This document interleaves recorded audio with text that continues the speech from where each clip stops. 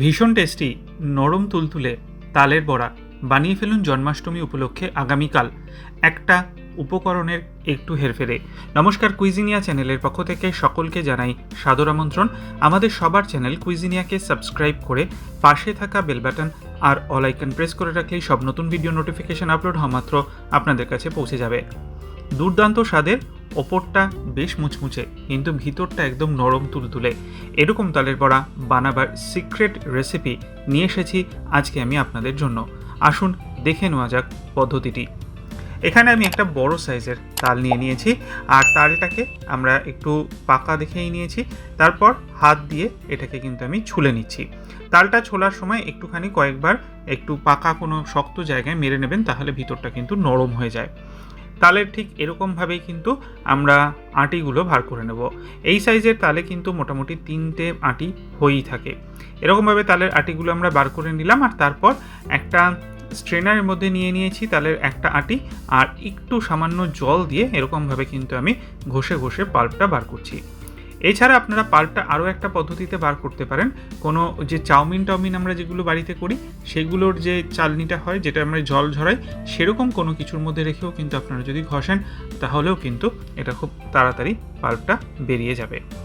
আর পাল্পটা বার করা হয়ে গেলে তারপর কিন্তু আমরা প্রসেসিংটা দেখাবো।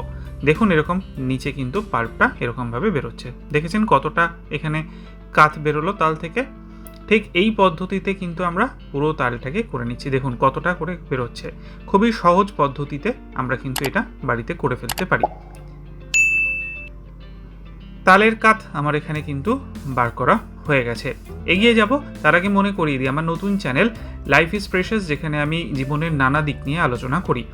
এই চ্যানেলটাকে সাবস্ক্রাইব করতে আজকের ভিডিও ডেসক্রিপশন বক্সের লিঙ্কটা প্লিজ চেক করে নেবেন।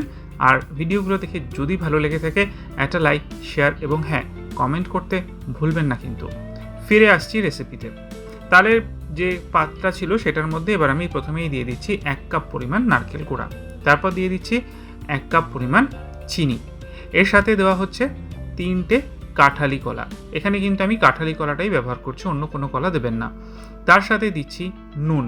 কলাটা দিলে কিন্তু তালের বড়ার টেস্টটা খুব সুন্দর আসে, এবং বিশেষ করে কাঁঠালি কলা দিলে সত্যিই কিন্তু স্বাদটা খুব ভালো আসে। এটা কিন্তু একটা টিপস।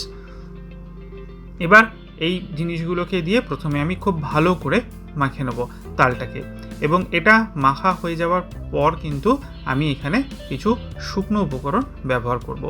তালের বড়াতে অনেকেই কিন্তু ব্যবহার করেন ময়দা, কিন্তু আমি কিন্তু তালের বড়াতে ময়দা না দিয়ে দেব আরেকটা জিনিস, যেটাতে তালের বড়া ওপর থেকে হবে একদম মুচমুচে কিন্তু ভিতরে হবে একদম নরম তুলতুলে।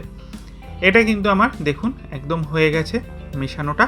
এরপর এতে দিয়ে দিচ্ছি প্রথমে 1/2 কাপ পরিমাণ সুজি, আর তার সাথে ময়দার পরিবর্তে দিয়ে দিচ্ছি 3/4 কাপ পরিমাণ চালের গুঁড়ো। হ্যাঁ, চালের গুঁড়ো ব্যবহার করে দেখবেন, তালের বড়ায় কিন্তু একটা অন্য আলাদা মাত্রা নিয়ে আসে।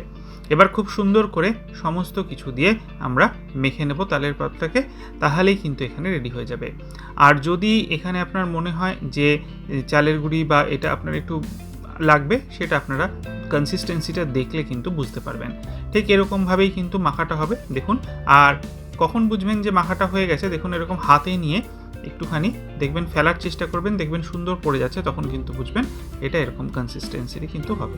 দেখুন ঠিক এরকমভাবেই কিন্তু তালের বড়ার এই ব্যাটারের কনসিস্টেন্সি হয়। ব্যাটারটা একদম রেডি হয়ে গেছে। এবার জাস্ট ভেজে নেওয়ার পালা। ভেজে যাওয়ার জন্য কড়াইতে কিন্তু একটু বেশি পরিমাণ সাদা তেল নিয়েছি, তবে খুব বেশিও কিন্তু নিইনি। সাদা তেলটা ভালো মতো গরম করে নেবেন, হাই ফ্লেমে তেল কিন্তু একদম গরম করে নেবেন। তারপর ফ্লেমটাকে মিডিয়াম করে এখানে অল্প অল্প করে আমরা তালের ফুলুরিগুলো দিয়ে দিচ্ছি। এক সেট ফুলুরি ভাজতে মোটামুটি কিন্তু আপনার মিনিট 2 থেকে 2.5 সময় লাগবে। এবার উল্টে পাল্টে এগুলোকে কিন্তু লালচে হওয়া পর্যন্ত ভাজবো। আর একসাথে খুব বেশি ক্রাউডেড করবেন না, মানে খুব বেশি পরিমাণ দিয়ে দেবেন না, তাহলে কিন্তু হবে না। যেরকম আমি এখানে দেখিয়েছি সেরকম, যাতে তেলের তলায় মোটামুটি এগুলো ডুবে থাকে। আর দেখুন কি সুন্দর করে এগুলো কিন্তু ফুলে ফুলে উঠেছে, দেখতেই পাচ্ছেন। আর এই জিনিসগুলো ব্যবহার করার জন্য, যেমন কাঁঠালি কলা বা চালের গুঁড়ি, এর জন্য কিন্তু তালের বড়াটা খেতে অত্যন্ত সুস্বাদু হয়। ঠিক দেখুন এরকমভাবেই কিন্তু আমরা সমস্ত বড়াগুলো ভেজে নেব। কালকে জন্মাষ্টমী উপলক্ষে বাড়িতে একবার এরকমভাবে তালের বড়া বানিয়ে দেখুন। আশা করি আপনাদের সবার খুব ভালো লাগবে, ঠাকুরও খুবই খেয়ে আপনাদেরকে আশীর্বাদ করবে। এইভাবে তালের বড়া বানিয়ে কমেন্টে জানান কেমন লাগলো, ভালো লাগলে লাইক শেয়ার করতে ভুলবেন না। যেন যারা এখনও চ্যানেল কুইজিনিয়াকে সাবস্ক্রাইব করেননি, অনুরোধ করব চ্যানেলটাকে সাবস্ক্রাইব করে এই পরিবারের সদস্য হয়ে যাওয়ার জন্য। লাইফ ইজ প্রেশাস গল্পের শেখালেখাল চ্যানেল দুটিকে সাবস্ক্রাইব করতে আজকের ভিডিও ডিসক্রিপশন বক্সের লিঙ্কটা প্লিজ চেক করে নেবেন। সবাই ভালো থাকবেন, সবাই সুস্থ থাকবেন, দেখা হবে আগামীকাল। নমস্কার।